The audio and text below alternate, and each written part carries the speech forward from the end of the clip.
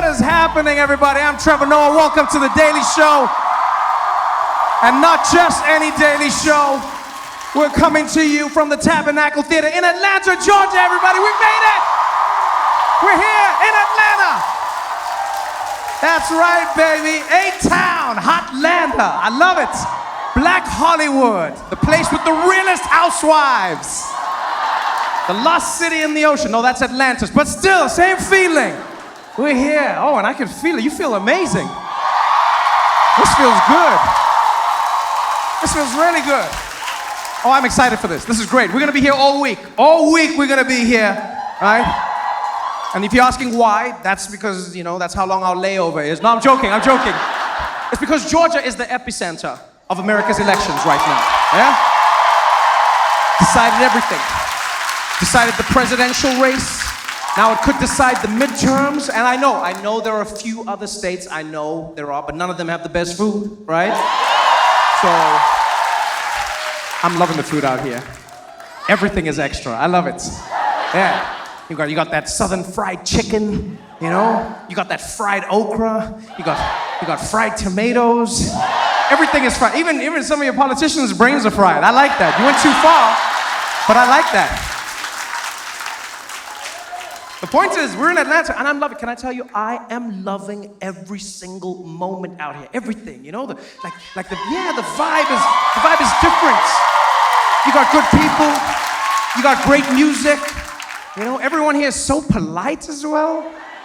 Yeah, in New York, people are like, what the is wrong with you? But here, everyone's just like, bless your heart. Bless your heart. And I know it means the same thing, but it feels different, you know? It feels completely different. Oh, and can I just say, one of the things I've been loving most about being here is how black it is. What?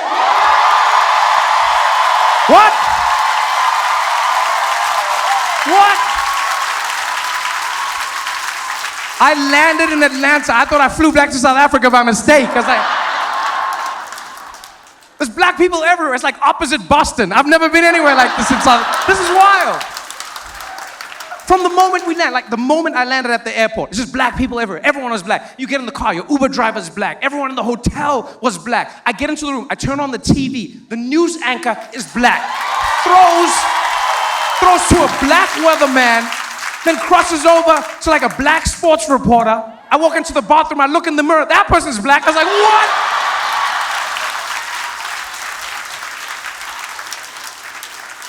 And you can feel it. You can feel it in the city because everyone complains. They're like, oh, Atlanta has so much traffic. Trevor, have you felt the traffic? Have you felt what it's like? I have. But the blackness changes that too. This is the only city I've been to where the traffic has rhythm.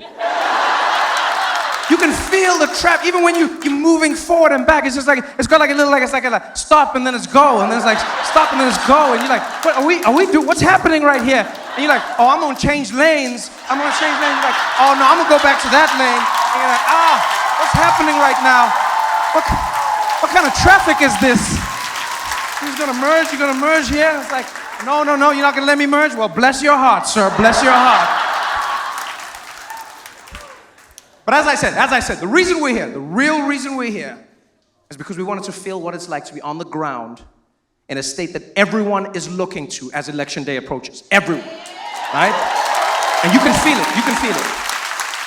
I mean, you all live here, you know what I'm talking about. Like, you can't even forget election day is coming. Every single ad is political now. Every ad, every billboard is political. Everything, every flyer, every spam text that you get, everything is political. It's Halloween today. I bumped into a kid on the street dressed as Frankenstein. I was like, hey, what are you doing? He's like, the real monster is actually inflation. This Three Musketeers feels like a Two Musketeers. And as you know, there are two big races, two major races that everybody's watching, right?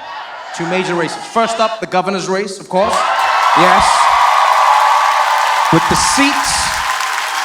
seat currently occupied by Republican Brian Kemp, who's leading in the polls right now. Yeah? Or is that for Halloween? Is that why you're booing? Is that what that is? Yeah, and he's running on a platform of making it harder to get an abortion, but easier to get a gun.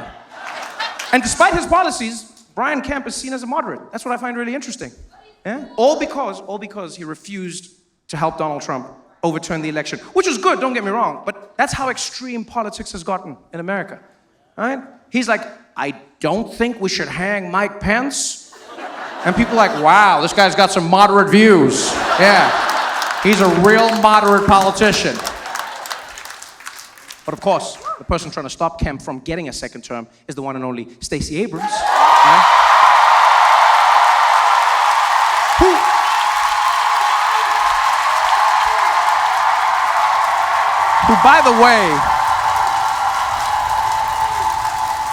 Who, by the way, does it all. She writes books. She's a voting rights activist who played a big part in turning Georgia blue in 2020.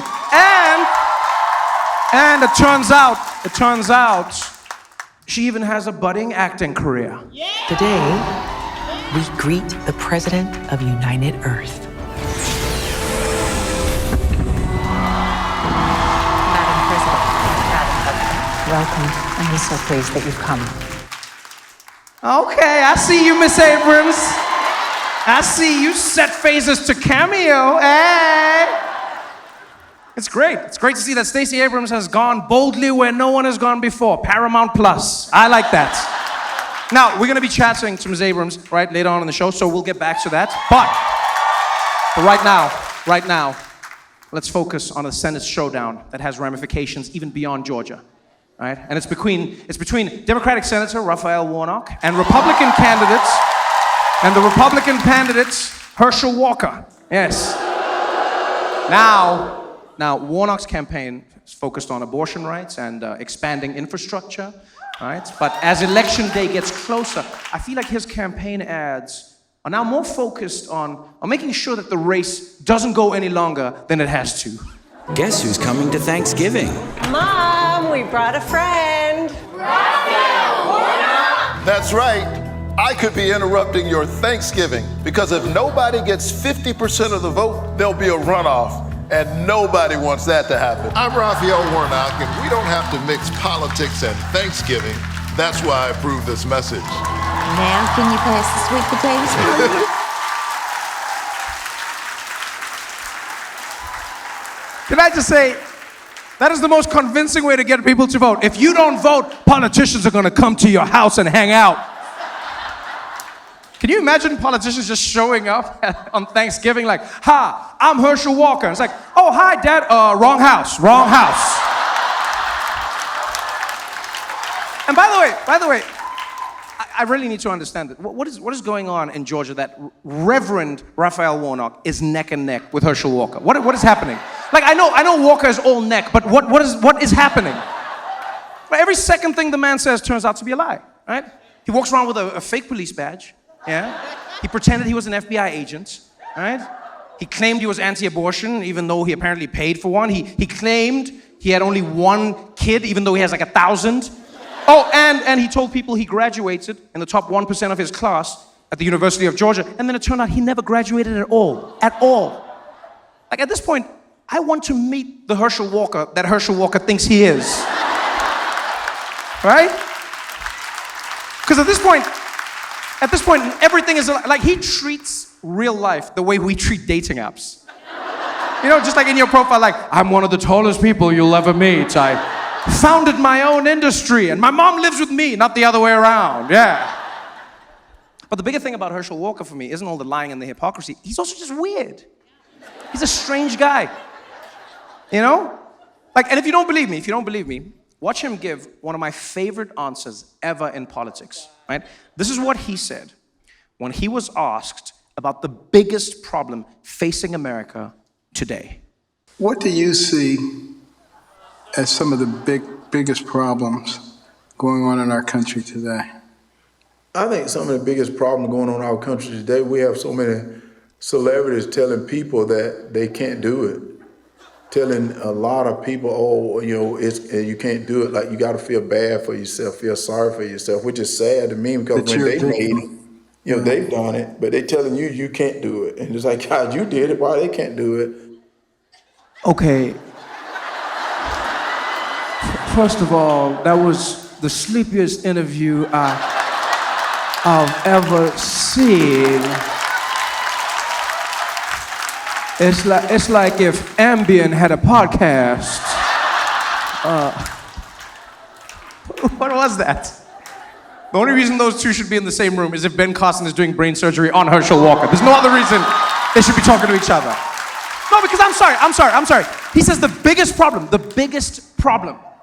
that America's facing right now is celebrities telling people they can't do it. The biggest problem? You think the average American right now is saying, I know inflation is bad right now, but the bigger issue is that Vin Diesel has never told me to follow my dreams. I could have owned a bakery by now. Could have been baking for family. And look, I get it, all right? Some people will be like, you're a celebrity, you're not objective. Well, I guess so. Maybe I'm missing something here. You know, maybe I am. And so if I am, in case I've been too discouraging to the American people, let me say this. In America, you can do anything.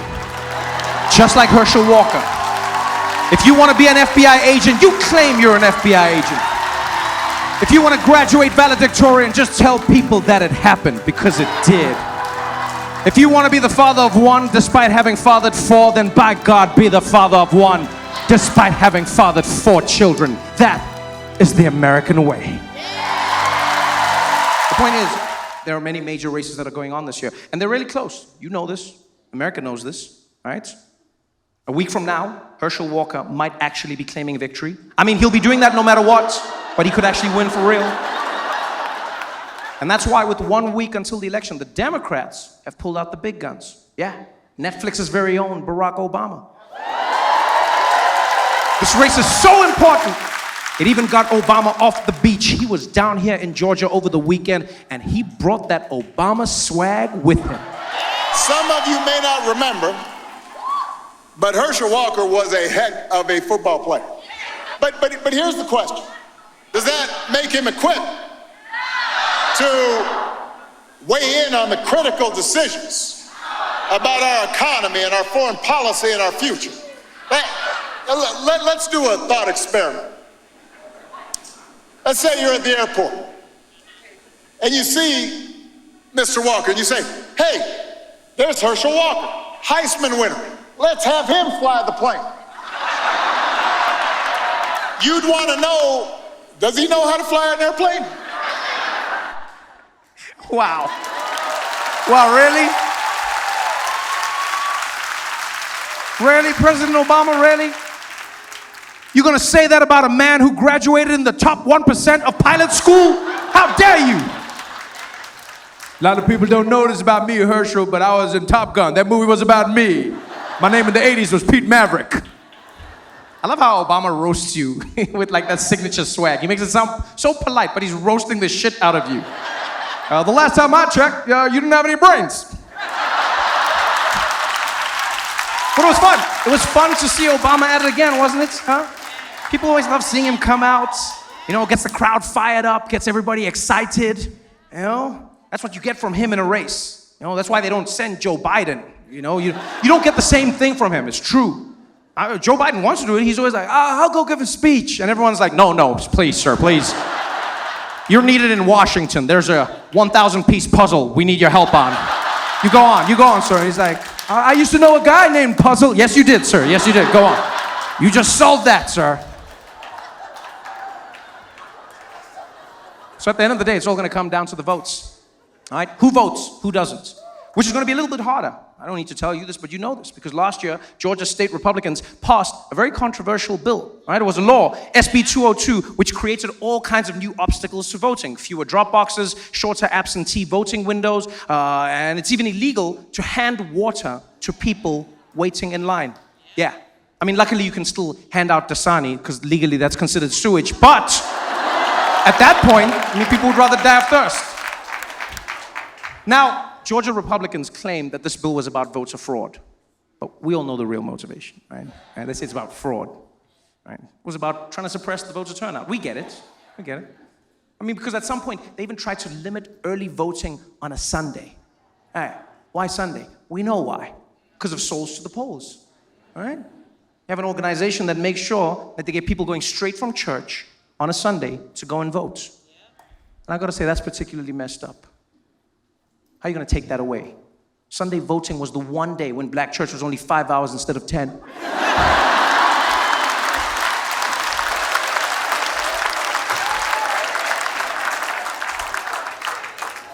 But can I tell you what I've loved about being here in Georgia is watching the news and realizing that the voter suppression strategy might have backfired, because it turns out all these new restrictions are just motivating Georgians to vote even harder. Georgia continues to see a record turnout for early voters in a midterm. So far, more than 1.6 million people have already cast their votes in Georgia, and election officials expect that number to surpass the 2 million mark this week. I think a lot of people are really motivated for a bunch of different reasons. And I think democracy is definitely on the table. People have fought for us to have the right to vote, so we are persistent about coming to vote early. You know, a lot of people lost their lives for us to have that privilege to come out and voice our opinion. I would have came out. If it was snow on the ground, I would have came out to vote. I think it's important. Yeah, that's right. That's right. The voter suppression people thought that they could stifle the vote, but all they've done is motivate people to vote earlier than ever. And let me tell you something. That's how you know. That's when you know you've messed up and you've made black people angry. When we arrive early to some shit. That's when you know some shit's about to go down. When black people are like, hey man, you're only supposed to get here at 12, it's 11:30. It's like, yeah, but we need to handle some shit first. Why are you early? You're about to find out. You're about to find out. But I just wanted to remind you, whether it's early voting or waiting in line or mailing in your ballots, everyone here in Georgia needs to get out there and play their parts. Everyone's gonna play their part. Including myself, because as a celebrity, I need to tell you, you can do it. You get out there and you vote early, or you vote on election day. You bring your own water, and if the lines are long, you stay in that line. Because if you don't, Raphael Warnock's gonna come straight to your house, and he's coming for those sweet potatoes.